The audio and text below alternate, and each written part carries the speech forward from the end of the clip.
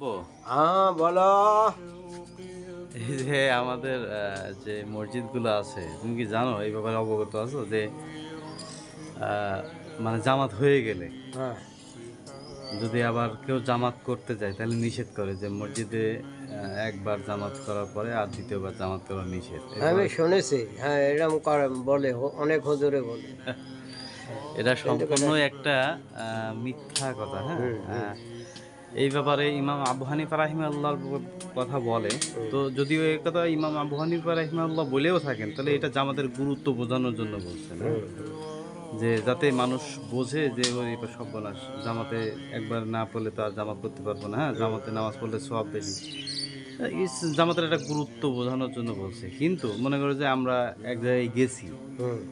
আসার পরে জামাত পাই নাই, আরো কয়েকজন আছে জামাত হই নাই, তো আমরা কি তাহলে একার মতন একা নামাজ পড়বো? না কখনোই না না। না না।